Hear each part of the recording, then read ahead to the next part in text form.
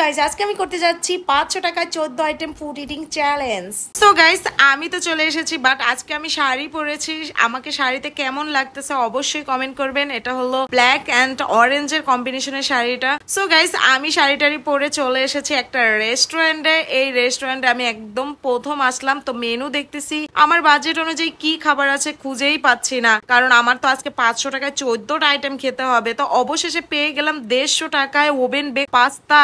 And পাস্তাটার চেহারা দেখে মনে হচ্ছে ফ্রেশ না, মনে হচ্ছে কেন যেন গরম করে দেওয়া হয়েছে। বাট খেয়ে দেখি কেমন। তো খাওয়ার পরে গাইস আমি টোটালি হতাশ। উপরের চিজটা একদমই ডেট ওভার ছিল নাকি, একদম তিতা হয়ে গেছে। এন্ড ভিতরের চিকেন গুলাও একদম বাসি বাসি লাগতেছে। আমি টোটালি হতাশ হয়ে গেলাম। আমার 150 টাকায় পানিতে চলে গেল।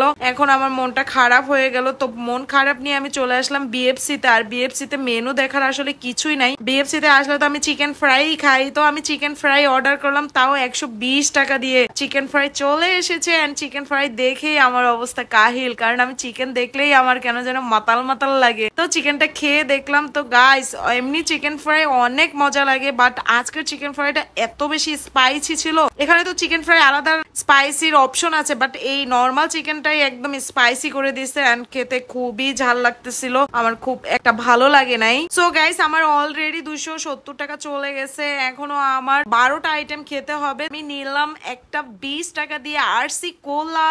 আর আরসি কোলা খেয়ে এতক্ষণের খাওয়ার যে টায়ার্ডনেস সেটা চলে গেছে। তো গাইস এরপরে আমি 20 টাকা দিয়ে নিলাম লেজ চিপস। যদিও লেজ চিপস এর দাম ছিল 35 টাকা, বাট আমি অনেক রিকোয়েস্ট করে 20 টাকা দিয়ে নিয়েছি, যেহেতু আজকে আমার আইটেম অনেক বেশি আর লেজ চিপসটা খেতে আমার অনেক ভালো লাগে। এরপরে চলে আসলাম আরেকটা কনফেকশনারি দোকানে। এখানে এসে আমি নিলাম ডার্ক চকলেট, কারণ আজকে একটু ব্ল্যাক শাড়ি পরছি, একটু ব্ল্যাকিশ খাবার খাওয়া ট্রাই করতেছি। ডার্ক চকলেট আমি নর্মালি খাই না, কারণ অনেক তিতা হয়। তো খেয়ে দেখি আসলে কেমন। গাইজ আসলে ডার্ক চকলেট অনেক তিতা, কেমনে যে বাচ্চারা খায়। আমার ভাগ্নির প্রিয় খাবার হলো ডার্ক চকলেট, আর আমি এটা 70 টাকা দিয়ে নিছি। আমি 70 টাকার কথা চিন্তা করে আমার কান্না চলে আসছে। তো গাইজ এরপরে আমি নিলাম 20 টাকা দিয়ে আলু চিপস। এই চিপসটা তো আমি অনেক খাই, আমার মোস্ট ফেভারিট, বাট খেতে খেতে না একদম ফেভারিট কম ফেভারিট হয়ে যাচ্ছে। এরপরে আমি নিলাম 20 টাকা দিয়ে সান চিপস। আমার কাছে অনেক ভালো লাগে। একটা সান চিপস আমি এরকম পাইছিলাম যে সরিষার ফ্লেভার আসে, আমার কাছে খুবই ভালো লাগছে এন্ড আজকেরটাও অনেক টেস্টি ছিল।